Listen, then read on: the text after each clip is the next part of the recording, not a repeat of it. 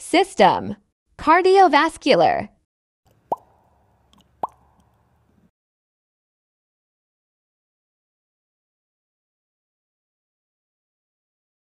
Kardiovaskuler berasal dari kata kardio berarti jantung dan vaskuler berarti pembuluh darah.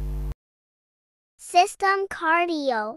Letak jantung terletak dalam rongga dada agak sebelah kiri di antara paru-paru kanan dan paru-paru kiri. Ukurannya memiliki massa kurang lebih 300 gram, memiliki besar sekepalan tangan. 3. Structure jantung.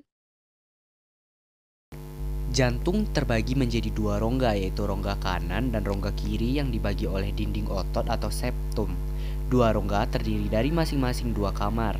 Bilik atas disebut atrium dan yang di bawah disebut ventricle.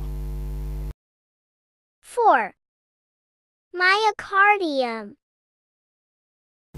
Dinding tiap ruang jantung terdiri dari 3 lapisan utama, yaitu lapisan yang paling luar adalah epikardium yang merupakan perikardium serosa bagian viresal yang berdindingkan tipis. Lapisan yang di tengahnya adalah miokardium yang berdindingkan tebal yang berisikan otot-otot jantung yang berguna untuk memompa jantung. Dan lapisan paling dalam adalah endokardium yang merupakan lapisan yang tipis mirip jaringan ikat endotel dan subendotel. Kebanyakan lapisan dinding jantung terdiri oleh miokardium, khususnya di ventricle. Ketika jantung berkontraksi, khususnya di ventricle, miokardium akan menghasilkan gerakan seperti memeras karena serat-serat otot jantungnya yang berbentuk double helix. Gerakan ini menyebabkan volume ruang vertikal mengecil, sehingga darah terpompa masuk ke aorta atau arteri pulmonaris. Pacemaker. Aktivitas alat pacu jantung yang berasal dari miosit khusus yang terletak di area jantung yang terbatas yang ditandai dengan kemampuan untuk berdetak secara spontan, bahkan ketika terpisah dari otot jantung lainnya. Penyelidikan tegangan klem jaringan alat pacu jantung membuka jalan untuk pemahaman yang lebih baik tentang mekanisme ionik yang mempromosikan ritme dalam jaringan alat pacu jantung. Dalam sel alat pacu jantung nodus sinoatrial mamalia, aktivitas spontan dihasilkan dari fase khas potensial aksinya, depolarisasi diastolik yang lambat. Konsep bahwa depolarisasi lambat adalah sifat inheren dari miokardium yang aktif secara spontan adalah konsep lama yang telah diselidiki secara aktif sejak rekaman pertama aktivitas listrik jantung mengungkapkan adanya fase depolarisasi lambat sebelum timbulnya potensial aksi pada jaringan yang berdetak. Selama fase ini, sesuai dengan diastol dari siklus kontraksi jantung, membran perlahan-lahan depolarisasi setelah penghentian potensial aksi sampai ambang batas untuk potensial aksi baru tercapai. Kontraksi jantung. Kontraksi otot jantung atau sistol terjadi saat jantung memompa darah. Sebaliknya, saat darah mengisi jantung, otot jantung akan berada dalam fase rileks atau diastol. Tekanan darah pada dasarnya juga dipengaruhi oleh sistol dan diastol.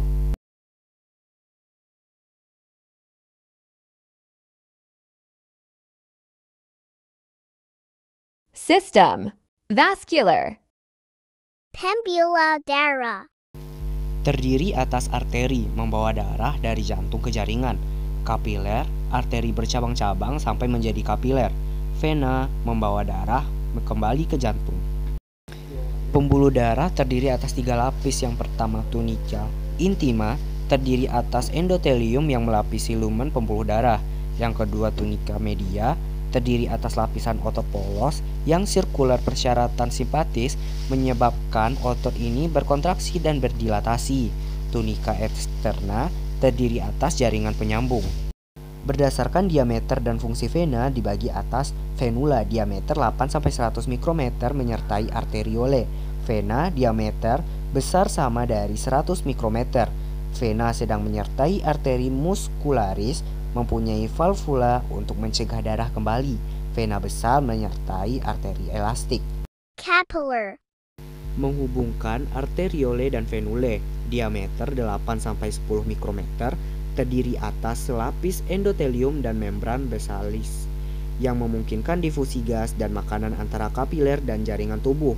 disebut juga unit fungsional dari sistem kardiovaskuler. Circulasi paru-paru. Sirkulasi paru atau sistem peredaran darah kecil dimulai dari darah yang teroksigenasi dibawa masuk ke jantung oleh sirkulasi sistemik. Darah yang teroksigenasi yang masuk ke atrium atau serambi kanan kemudian mengalir ke ventrikel atau bilik kanan jantung. Jantung kemudian akan memompa darah tersebut untuk memasuki paru-paru melalui arteri pulmonalis. Pada saat inilah sirkulasi paru-paru dimulai. Di paru-paru darah mengalir melalui kapiler di alveoli di mana pertukaran gas terjadi. Karbon dioksida dalam darah dihilangkan dan oksigen dimasukkan kembali ke dalam darah, membentuk darah teroksigenasi kaya akan oksigen. Dalam darah yang teroksigenasi kemudian akan dipompa keluar dari paru-paru dan memasuki vena pulmonalis. Pembuluh darah vena pulmonalis akan mengalirkan darah ke jantung, tepatnya atrium atau serambi kiri. Darah kemudian akan memasuki sirkulasi sistematik atau sistem peredaran darah besar.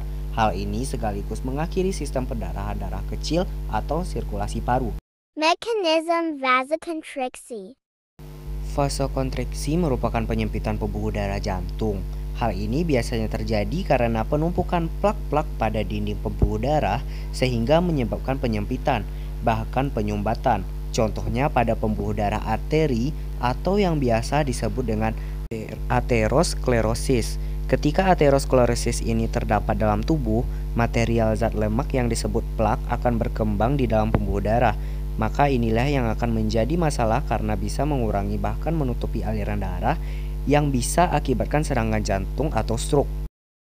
Mechanism dilatasi.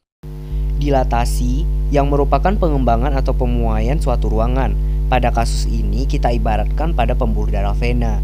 Jadi pada pembuluh darah vena terdapat sebuah katup yang jika dianalogikan adalah seperti pintu untuk menahan aliran darah agar terkontrol. Karena adanya gravitasi maka darah pastilah mengalir ke bawah sehingga fungsi dari katup tersebut adalah untuk menahan aliran darah. Ketika katup pada vena rusak, maka aliran darah yang mengalir pada tubuh menjadi tidak terkontrol dan sangat cepat, sehingga menyebabkan dinding-dinding pembuluh darah akan menipis dan melebar jalannya aliran darah. Mengingat bahwa pembuluh darah vena merupakan pembuluh darah balik yang kaya akan CO2, berbanding terbalik dengan arteri yang kaya akan O2.